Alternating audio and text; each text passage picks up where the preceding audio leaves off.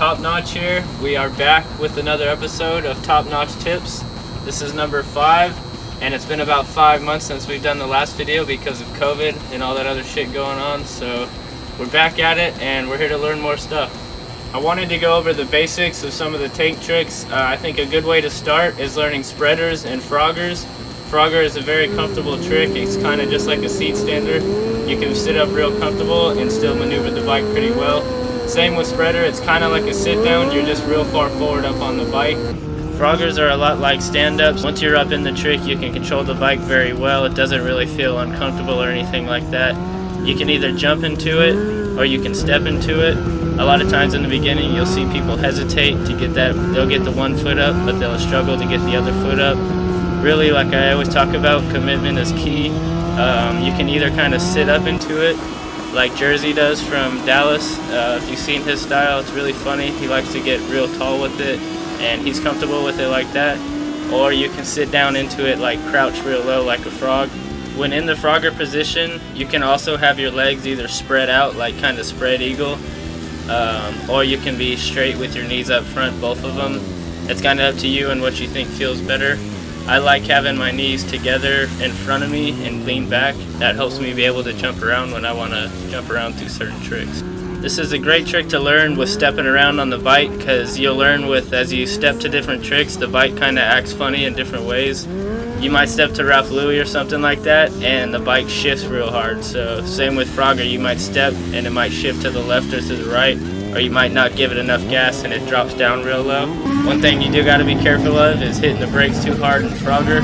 I will say if you mousetrap in Frogger, 9 times out of 10 you're going over the bars and it's not going to feel too well. Spreaders are going to be taking it up a notch. You can't just kind of step into this or fall. I guess you can fall into it, or you can either do a big jump or a little jump. It's really not as scary as we tend to make it out to be. It's just, like I said, another commitment thing. When going in a straight line or even a circle, it really helps to have the bike dipped. When you're actually in the spreader position up on the tank, it really feels like you are taller than you really are most of the time.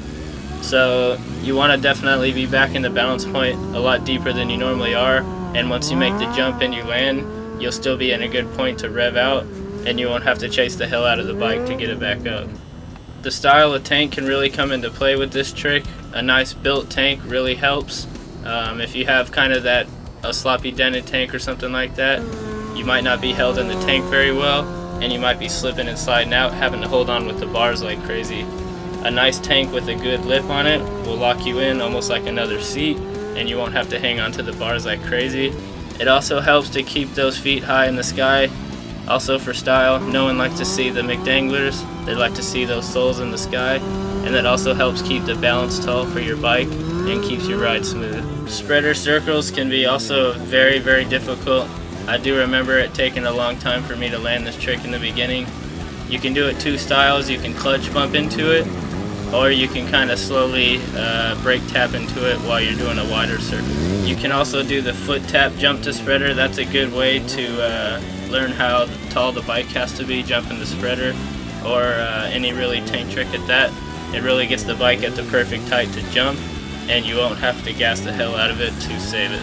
Every time I would do the clutch bump in the beginning, I would jump to the spreader and the bike would always be too low, and I'd have to chase it out and I'd lose the circle.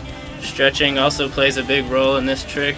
When I first was doing spreaders, I could barely get my feet up high enough over the bars, but now I can do heel clickers over the bars no problem. Once you learn spreaders, that really unlocks a ton of new tricks for you after that. I'm not saying you're going to learn high chairs and 50-50s and stuff like that overnight, but once you get really comfortable with the spreader, you'll learn how to get those legs pulled through the bars, and you'll really start having fun on that motorcycle.